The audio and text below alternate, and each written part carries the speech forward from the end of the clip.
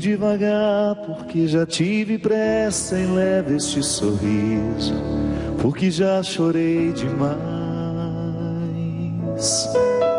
Hoje me sinto mais forte, mais feliz. Quem sabe eu só levo a certeza de que muito pouco eu sei, que nada sei.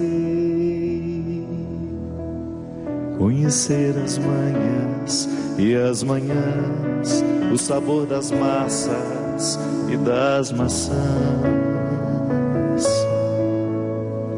É preciso amor para poder pulsar, é preciso paz para poder sorrir, é preciso chuva para florir. Penso que cumprir a vida seja simplesmente compreender a marcha, ir tocando em frente. Como um velho boiadeiro levando a boiada, eu vou tocando os dias. Pela longa estrada eu vou, estrada eu sou.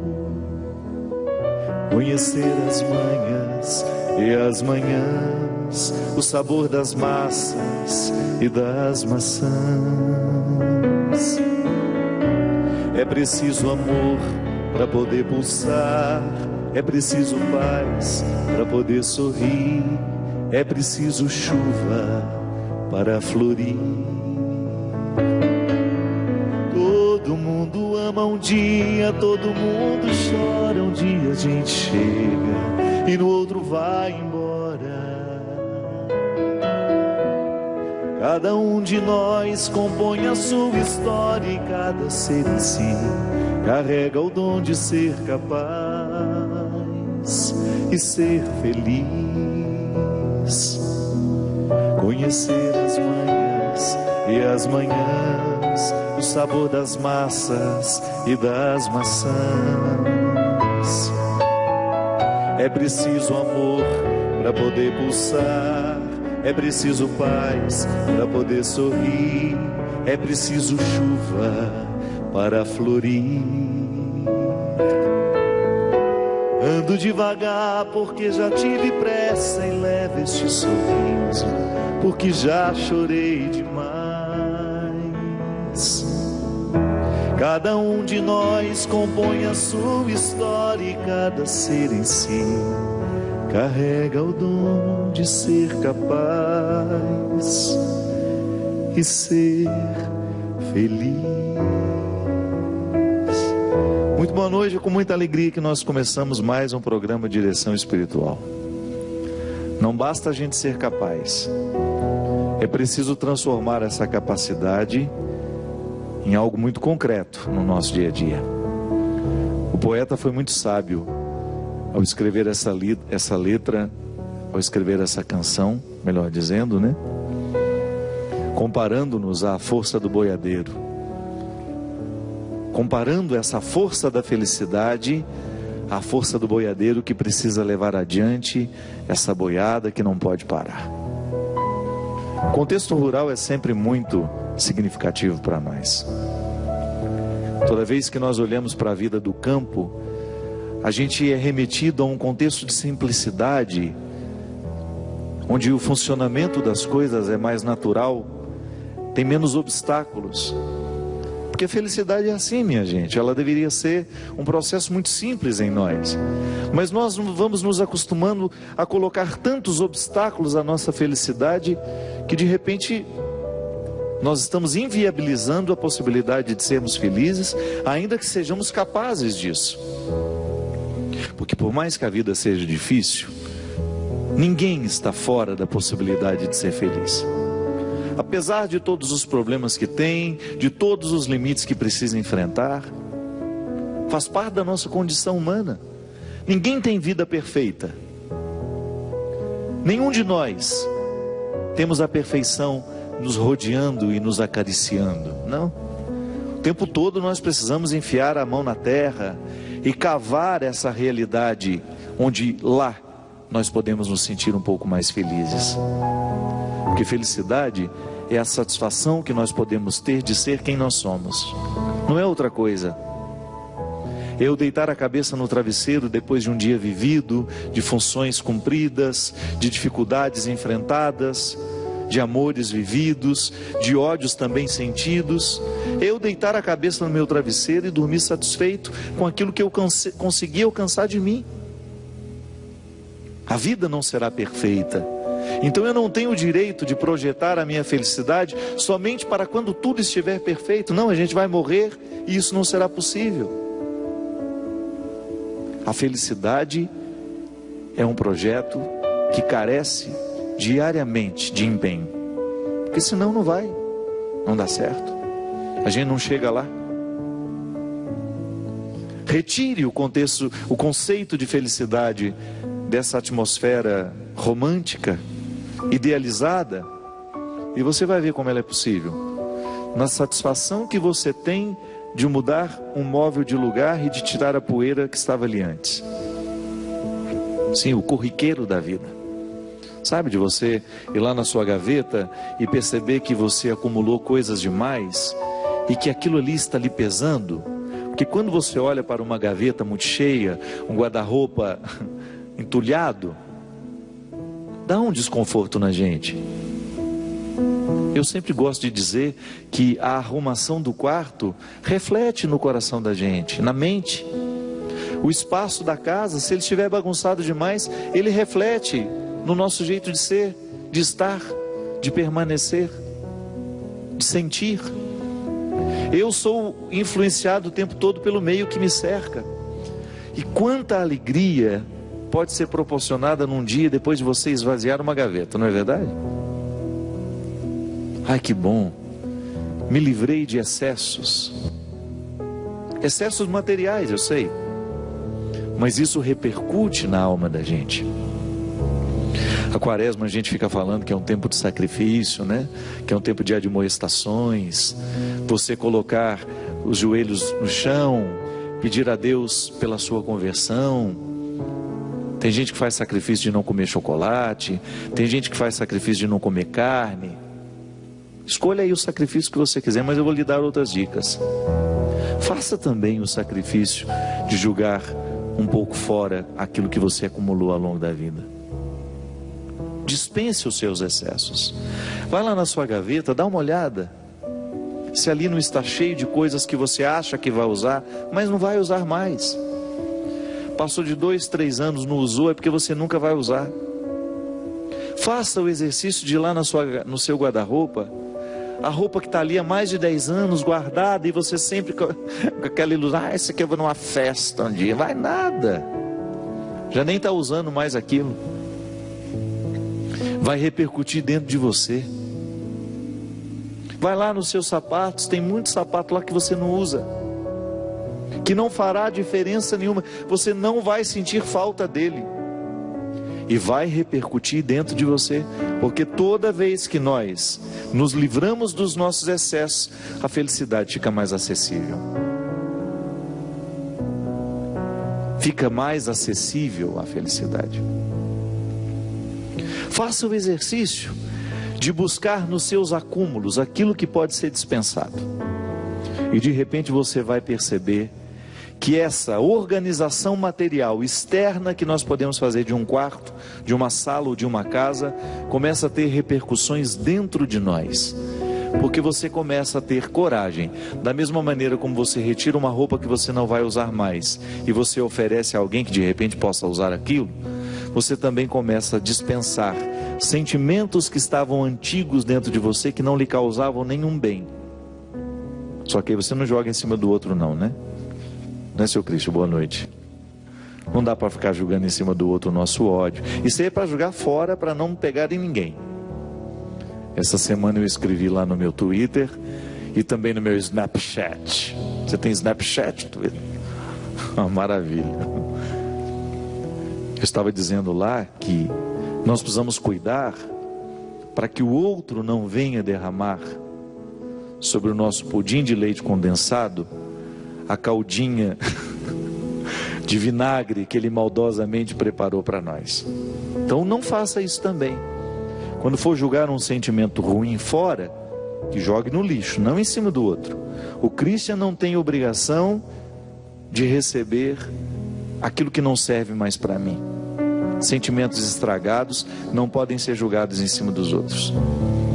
Gente, quando nós começamos a compreender a felicidade como um projeto possível, quando a gente deixa de idealizar essa felicidade, eu vou ser feliz quando isso for assim, quando fulano de tal, quando meu marido for perfeito, quando a minha esposa for perfeita, não vai nunca.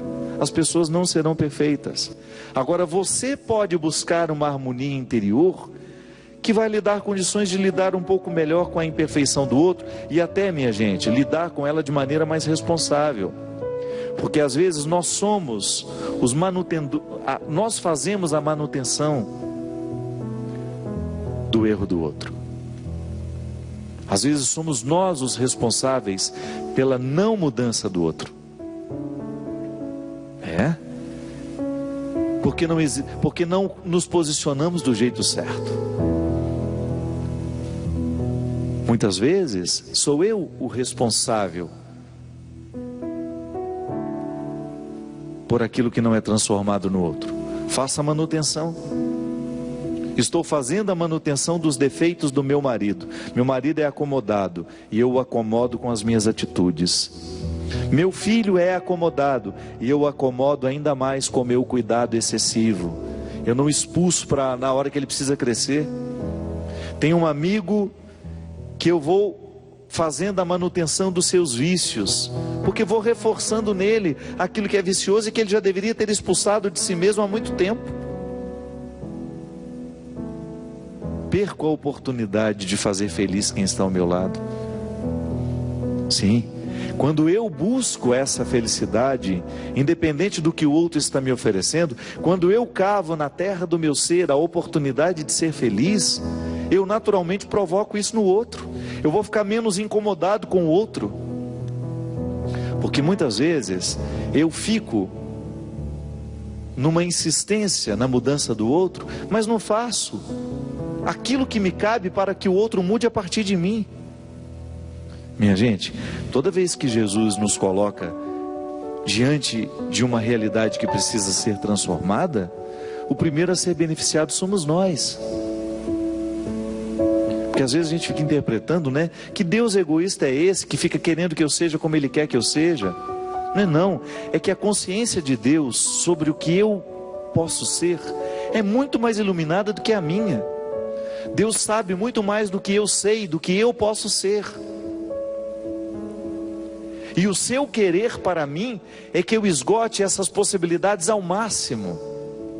Eu preciso elevar a categoria máxima as minhas possibilidades, porque Deus sabe que eu posso. Ele sabe quais são os meus talentos, Ele sabe quais são as minhas possibilidades, as minhas aptidões. Mas eu posso correr o risco de morrer sem ter descoberto, porque não cravei as unhas na matéria-prima da minha realidade. Não cravei as unhas para poder arrancar todos os excessos que tantas vezes me afastam daquilo que eu posso ser. E muitas vezes me limito a ser um ser amargurado, mais ou menos, derrubado, porque não faço o enfrentamento para eu ser quem eu posso ser. Penso que cumprir a vida seja simplesmente compreender a marcha, ir tocando em frente. Como é bonito isso, Tocando em frente, ir adiante, desbravando tudo aquilo que nós podemos desbravar de nós mesmos. Como um velho boiadeiro tocando a boiada, eu vou levando os dias, pela longa estrada eu vou, estrada eu sou. A gente vai pela estrada até se transformar nela. Nós somos a luta, nós somos a estrada. Eu vou me transformando, eu vou agregando na minha experiência tudo aquilo que eu vou recolhendo pela estrada. É isso que vai me tornando mais feliz, minha gente. Não essa felicidade utópica dos filmes, das novelas, dos contos de fadas, onde todo mundo é feliz para sempre. Isso não existe. Agora eu tenho a possibilidade de arrancar na estrutura da minha realidade os motivos para eu ser feliz hoje, porque é isso que Deus quer. E eu gosto particularmente de usar muito mais o termo realizado do que feliz. Eu preciso me realizar como pessoa. Eu acho que a palavra realização, ela inspira um pouco mais do que felicidade. Eu ser um homem realizado, mesmo tendo problemas, estou no lugar certo, fazendo a coisa certa. Por isso vou dormir bem. Por isso vou estar satisfeito com as lutas que eu preciso enfrentar. Porque dificuldade todo mundo tem. Não é no seu trabalho que tem dificuldade mais. Não. Você pode até num primeiro momento se iludir achando que você tem mais problemas do que eu. Cada um tem a sua quantia. E se a gente for ter a honestidade de contar, nós vamos descobrir que nós temos problemas muito parecidos. Agora, você precisa enfrentar os seus problemas. Eu não posso enfrentá-los por você. Eu preciso enfrentar os meus problemas. Eu tenho lá, na estrutura da minha vida, os problemas que são próprios da minha vida, que são próprios do meu ser, da estrutura que me cerca. E preciso administrar diariamente tudo isso para que eu tenha o direito de extrair a satisfação de ser quem eu sou. Um médico, por exemplo, ele tem os problemas que são próprios da profissão dele. E ele consegue ser feliz mesmo tendo todas as dificuldades ali. Por quê? Porque ele enfia as unhas na realidade e vai lá buscar o motivo da sua satisfação. A satisfação é um diamante que nós vamos encontrar todo dia, no meio dos cascalhos. Porque se você resolve prestar atenção naquilo que deu errado, você vai se distrair com os cascalhos e você nunca vai chegar ao diamante da realidade. Quantas coisas dão errada todo dia? Se você escolhe ficar nelas, você vai ficando aborrecido com o tempo, amargurado. Se você não é capaz de ver o lado bom da vida, você vai ficar sempre lá, aquela pessoa cabisbaixa, desinteressada e desinteressante também. Porque é muito ruim a gente ficar próximo de uma pessoa assim, que não encontra motivos para a sua alegria, que não encontra motivos para a sua satisfação, que fica sempre pedindo o diamante do outro porque não encontrou o seu. Não é justo com o outro, não é justo com você. Você tem o dom de garimpar esse diamante em você. Não queira garimpar não queira recolher o diamante que o outro alcançou. É seu, é sua luta. E outra, você pode até se iludir, o diamante que ele alcançou vai me trazer alegria. Não traz não. O diamante da realidade só tem brilho aos olhos de quem o de fato produziu, quem de fato o produziu. Eu preciso produzir na estrutura da minha realidade um diamante por dia, porque é com esse diamante na mão que eu encerro o dia, é com ele que eu enfrento a noite, e é com ele que eu recebo o dia de amanhã. Só que amanhã ele não serve mais. O diamante de hoje brilhou hoje, o diamante de hoje me enriqueceu hoje. Amanhã eu tenho que começar a luta toda de novo, porque ele não sobrevive à luz do dia amanhã. Serviu para hoje, amanhã a realidade será outra, os problemas serão outros, as alegrias serão outras, os desafios serão outros, e eu preciso lá enfiar a unha nessa realidade e extrair o diamante do dia. Não é assim que funciona a vida? Não é assim que você precisa fazer lá no seu trabalho todos os dias? Se você insistir em ficar com a cara amanhecida, não vai conseguir nada. Se você chegar no seu trabalho amanhã do mesmo jeito que chegou hoje, não espere muito de você. Você tem de renovar antes de sair de casa esses motivos. Você tem de renovar o seu motivo de continuar aqui, desempenhando esse papel. Nós que somos e vivemos em comunidade, os religiosos, eu sei que tem muitos que me assistem, os conventos, esses lugares podem ser os piores lugares do mundo, porque podem gerar em nós uma preguiça existencial, aí a gente fica afeito à mesmice,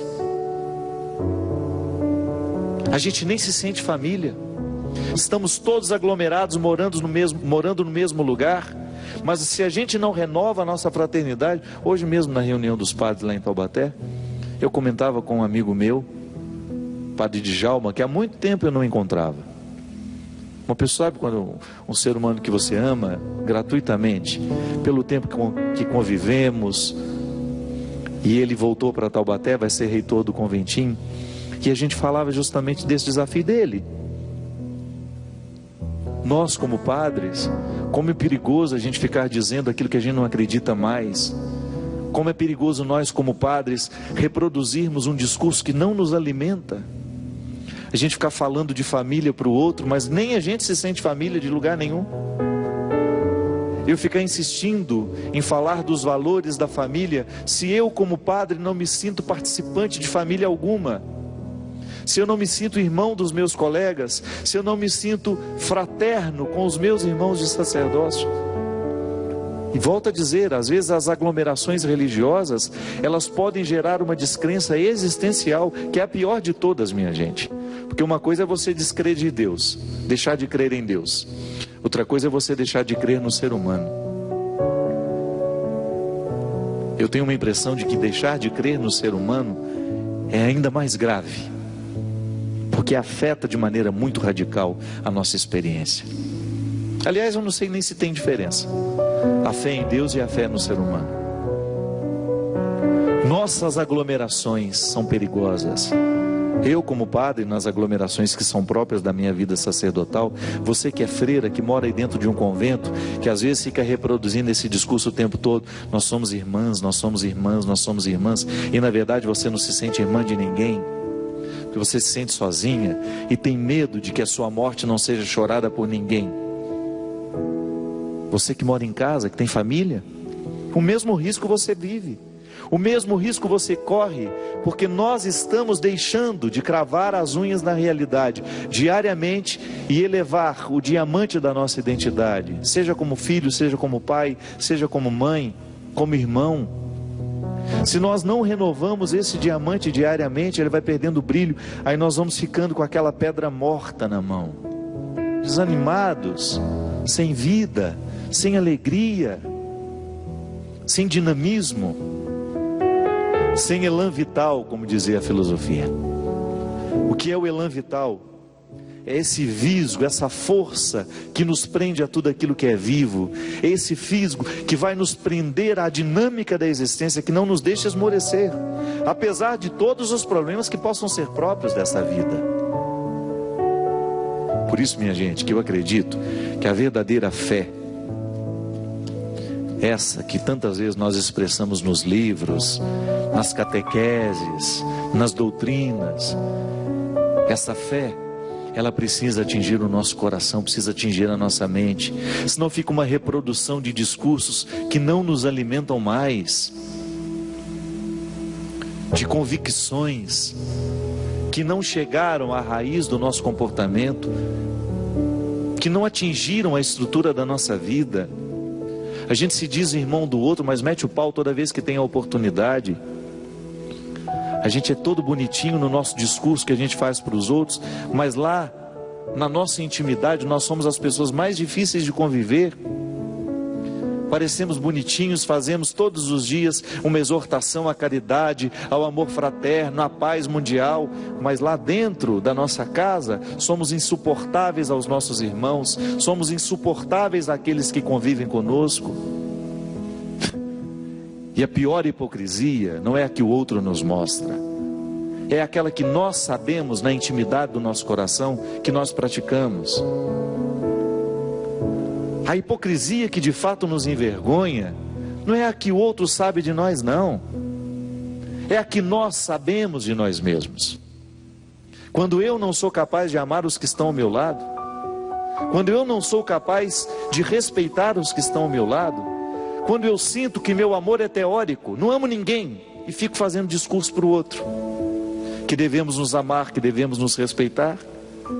Esse é o desafio da vida religiosa, por exemplo. É o desafio da vida dos consagrados. Quantos consagrados agora de comunidades leigas me assistem e sabem muito bem o que eu estou falando, porque sente na carne essa história da gente se dizer irmãos, mas na prática a gente viver como se fôssemos inimigos.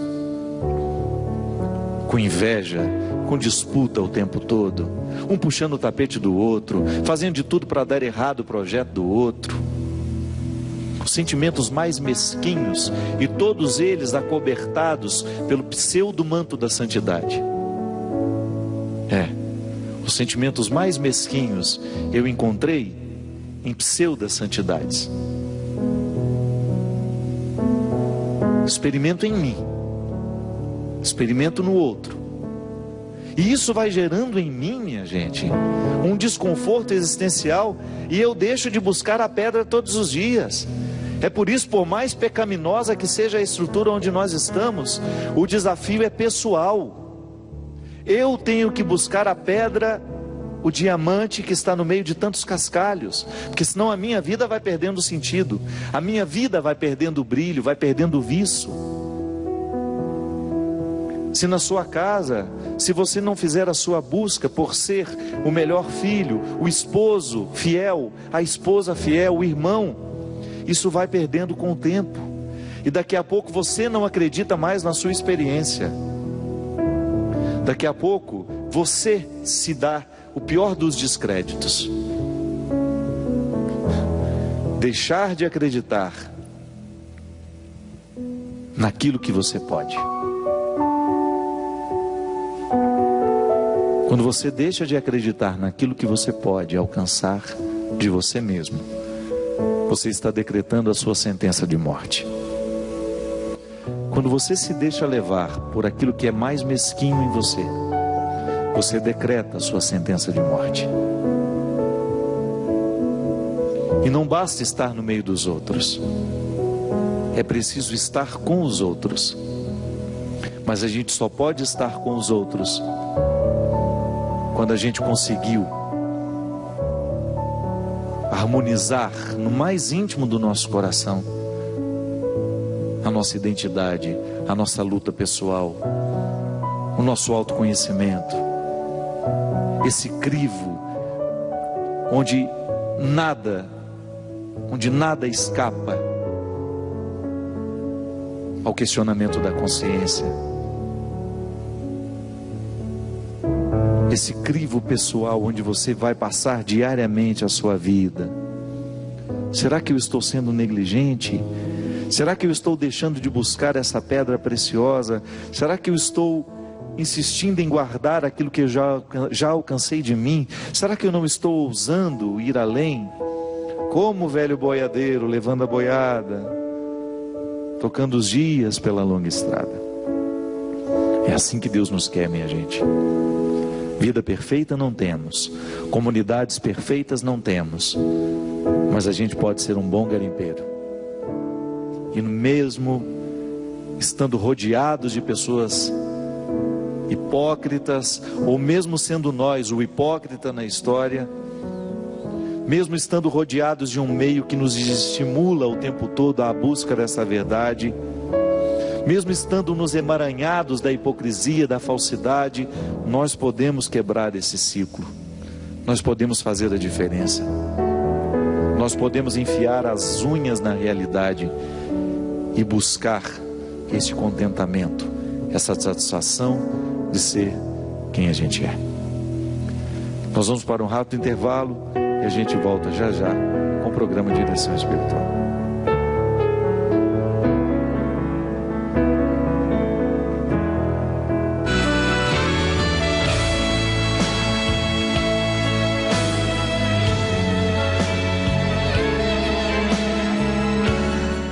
Estamos de volta com o programa Direção Espiritual. Obrigado você que nos assiste, você que nos acompanha, que nos dá a oportunidade de entrar toda quarta-feira e depois através das reprises na sua casa, estabelecer este momento de comunhão.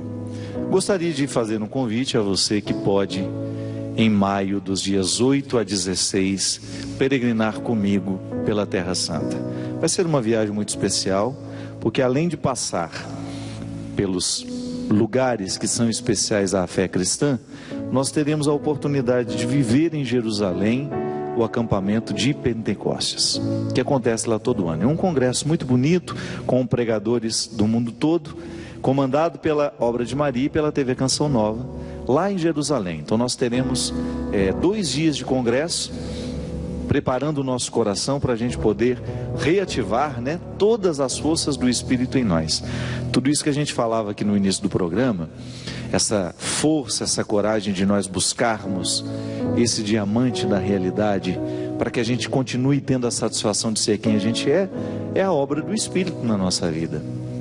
É o Espírito Santo que vai renovando dentro de nós esse ardor, essa vontade de viver, porque esse dom nos chega de maneira muito específica através do Espírito, que é santificar as estruturas da nossa vida.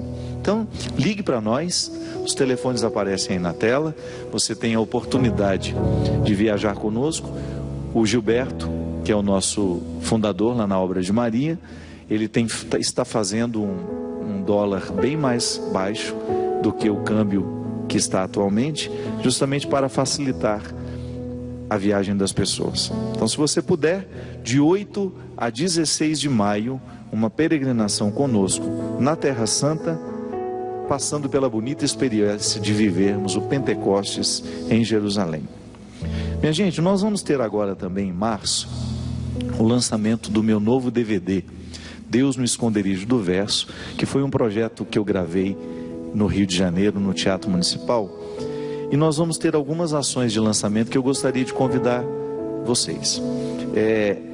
Toda a tecnologia da gravação do DVD é aquilo que existe de mais tecnológico, de ponta. E isso faz com que o DVD tenha muita qualidade de som e de imagem. Com isso nós podemos ir para os cinemas. Não significa que nós vamos estar em cartaz no Brasil, não. Nós vamos ter ações de lançamento, fazendo a exibição do DVD numa sala de cinema, com a minha presença logo em seguida com uma sessão de autógrafos. Nós vamos fazer isso para ajudar a Fundação Dom Couto, depois vamos fazer também em outras cidades para ajudar outras obras, mas no dia 23 de março, que eu acho que é terça-feira, não é da Semana Santa? Dia 23 de março, é uma terça-feira santa, nós vamos fazer a primeira exibição assim.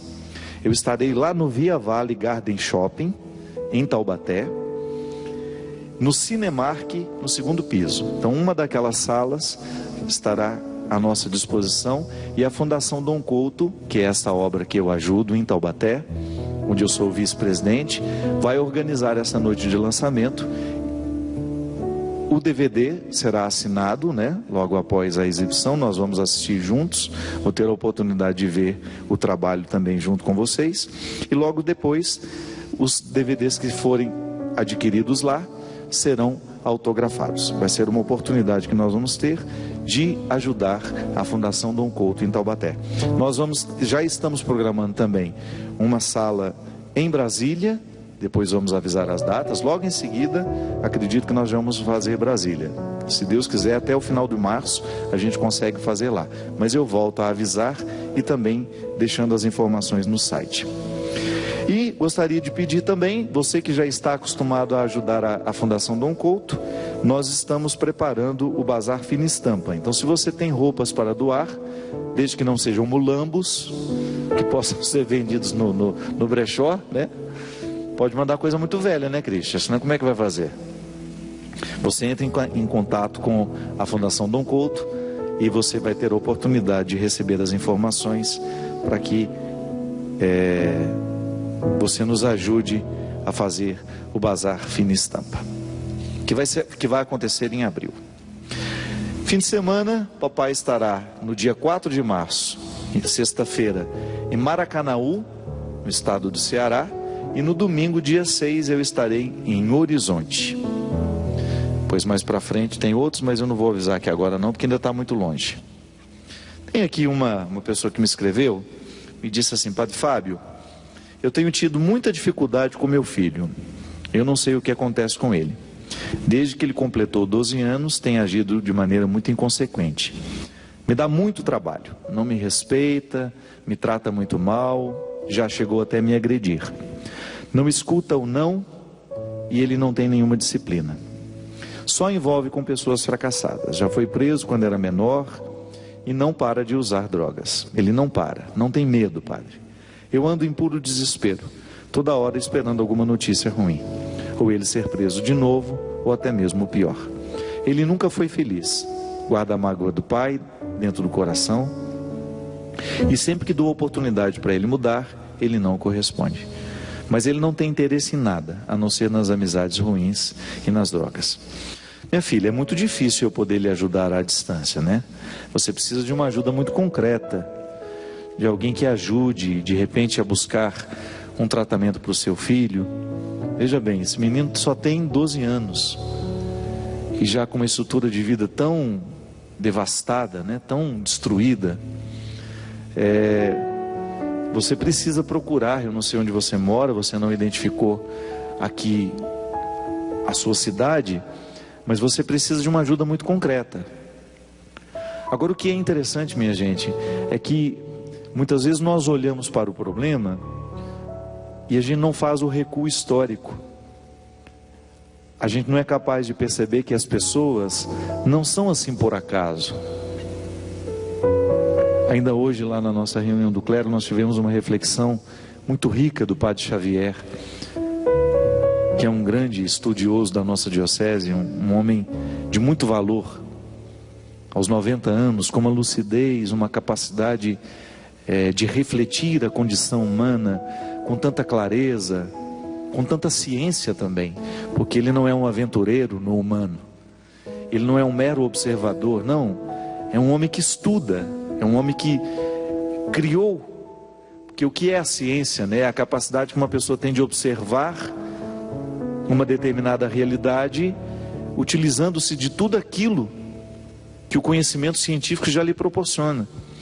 O Padre Xavier hoje fazia, junto com o Padre Edgar, uma reflexão tão bonita sobre o ser humano, como é que nasce, como é que em nós se dá o processo da fé, como é que numa pastoral familiar nós podemos interferir na educação dessas crianças. E ao mesmo tempo que o discurso é bonito, eu ficava tentando encontrar uma luz no fim do túnel, porque hoje as famílias são tão desestruturadas, aquele conhecimento todo sendo apresentado para nós ali. Eu até me recordando das minhas preciosas aulas com a minha querida professora Udi, lá em Brusque, as aulas de psicologia, onde ela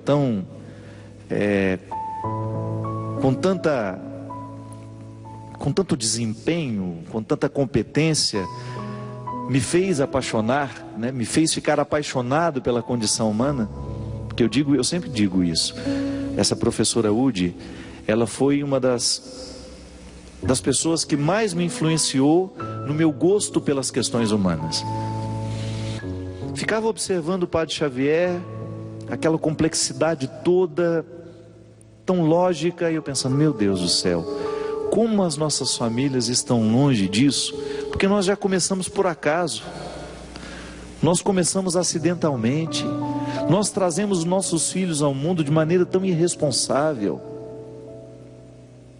Como é que um cego vai guiar outro cego? Já dizia Jesus no Evangelho. É preciso tanto preparo humano para ser mãe, para ser pai. E olha, é tão desastroso você errar como pai, como mãe. Uma coisa é você falir como empresário. Você abre uma empresa, aquela empresa não dá certo, alguns meses depois você precisa fechá-la. Tá certo, você vai ter um prejuízo financeiro. Ou não, de repente fecha antes de sentir que não vai dar certo. Faz um investimento lá, perdeu, ou não perdeu nada e ficou por isso mesmo. Agora, quando você erra num filho, meu Deus, as consequências são desastrosas, porque é uma vida que está inviabilizada. É um ser humano que deixou de acontecer como poderia. Na filosofia a gente aprende dois conceitos muito simples: de essência e acidente. Eu sou essencialmente e depois posso ser acidentalmente em muitas outras realidades. A minha essência é aquilo que me faz ser quem eu sou. E acidentalmente eu posso estar em muitos lugares e ser ali.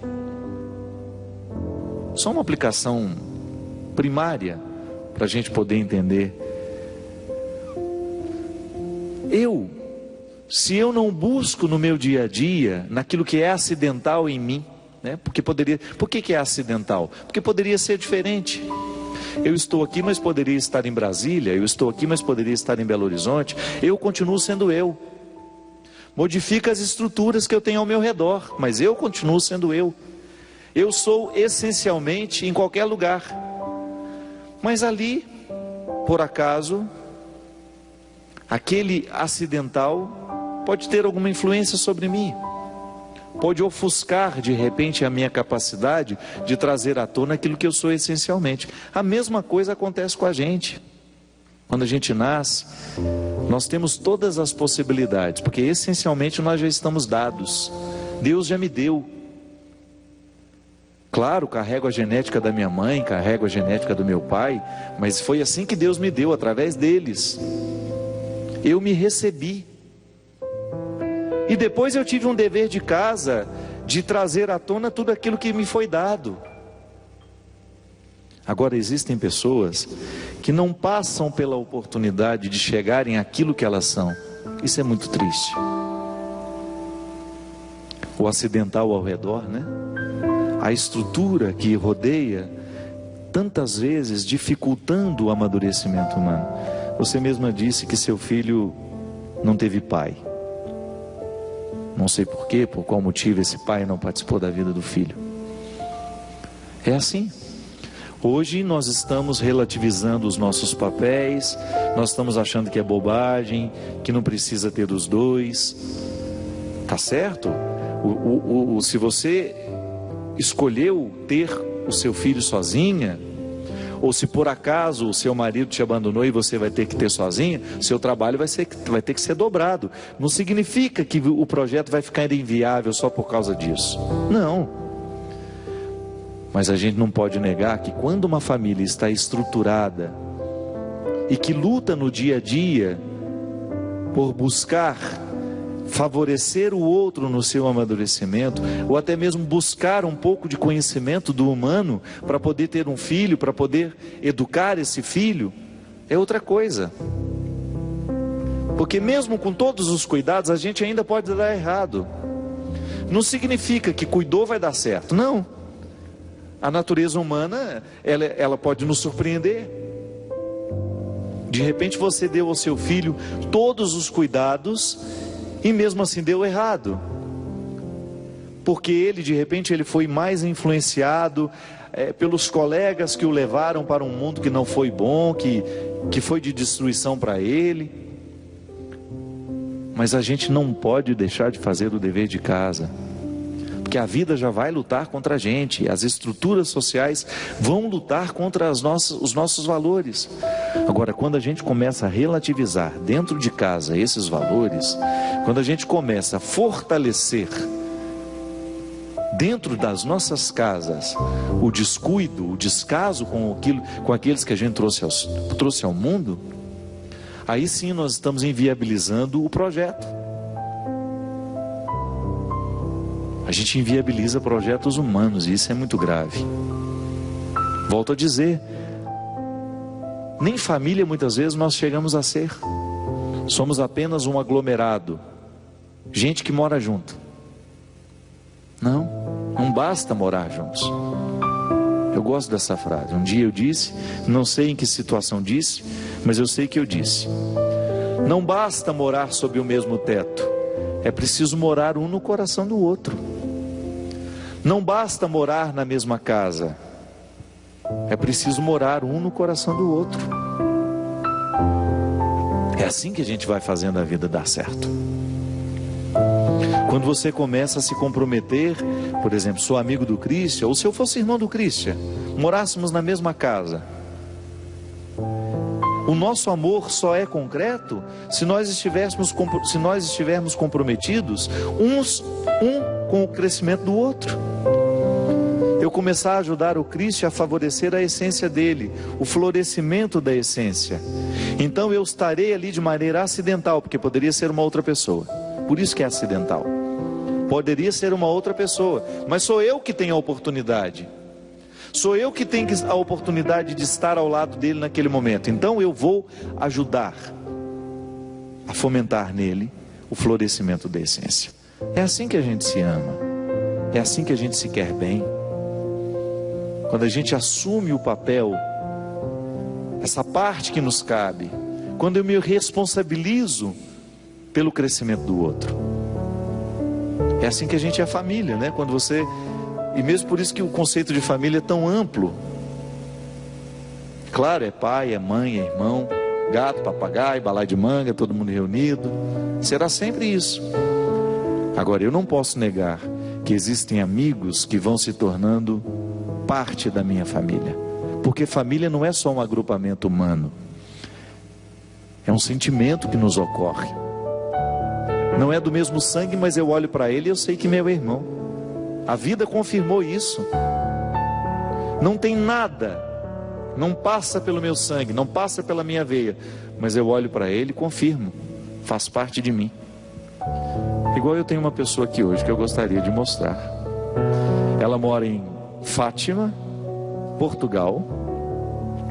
Entrei na vida dessa mulher de uma maneira... Vem cá, tia Alice. Ela vai morrer do coração, minha gente, que ela nunca imaginava que eu iria fazer isso. Vem aqui comigo, vem aqui comigo. Vou terminar o programa com a senhora perto de mim hoje. Um dia, essa senhora, que é a maior cozinheira de Portugal, tia Alice, tem uma história linda de vida. E eu entrei na vida dela há quantos anos, tia Alice? Há quantos anos? Que eu participei da vida da senhora. Foi quando que a senhora me descobriu? 2 anos. Tem mais de 2. Vai fazer 2. Que eu conheci pessoalmente. Sim. Mas que a senhora me assistia lá em Fátima. 3 anos. Há 3 anos, a tia Alice enfrentava um momento de depressão, de tristeza. Não é isso? Porque o José tinha ido embora. É verdade. José tinha partido e eu comecei a fazer parte da vida da tia Alice sem saber o que fazia. E um belo dia, a Fafá de Belém me disse assim: padre, quando você for a Fátima, você precisa ir visitar uma senhora que você fez muita diferença na vida dela. E eu fui, conheci a tia Alice, os filhos dela, as noras, e todo mundo ficou fazendo parte da minha vida. Portanto, o senhor padre para todos nós. A senhora que foi importante para mim, a senhora nem imagina. Porque quando eu tive a oportunidade de conhecer essa pessoa aqui, assim como é importante para mim eu ter a oportunidade de encontrar outras pessoas que, como a tia Alice, se tornaram parte da minha vida, parte da minha família, parte do meu ministério, porque isso me fortalece, me faz acreditar cada vez mais no poder que Deus tem através de nós. Mas que isso eu ganhei um ciclo de pessoas que só me faz bem. E eu vejo pessoas muito interessadas em ouvir o senhor padre, porque eu comunico aquilo que eu sinto. E gosto muito dos livros do senhor padre, tudo me tem ajudado muito. Agradeço muito. Nem te explico. Não precisa explicar, não. Eu que agradeço a senhora. E quando você for a Fátima, vá lá comer o melhor bacalhau de Portugal no restaurante da tia Alice. Mas mais do que isso, vai lá ver de perto essa mulher no seu ofício de educar, de trazer os seus filhos, todos aqueles que são próximos a ela, e de emprestar esse coração tão generoso. É por isso que ela é uma boa cozinheira, porque ela é, antes disso, um ser humano admirável. Obrigado, tia Alice. Obrigado por ter vindo passar esses dias comigo. Obrigado, senhor padre. Obrigado a você que nos acompanha. Que Deus nos abençoe e nos conceda a graça de uma semana de crescimento, de vida nova, e que a gente tenha essa coragem de buscar o diamante do nosso dia a dia. Derrame sobre nós a bênção e a proteção do céu, do Deus Todo-Poderoso, Pai, Filho e Espírito Santo. Amém. Até a semana que vem. Ando devagar, porque já tive pressa, e leve este sorriso porque já chorei demais. Hoje me sinto mais forte, mais feliz. Quem sabe eu só levo a certeza de que muito pouco eu sei, que nada sei. Conhecer as manhãs e as manhãs, o sabor das massas e das maçãs. É preciso amor para poder pulsar, é preciso paz para poder sorrir, é preciso chuva para florir. Penso que cumprir a vida seja simplesmente compreender a marcha, ir tocando em frente.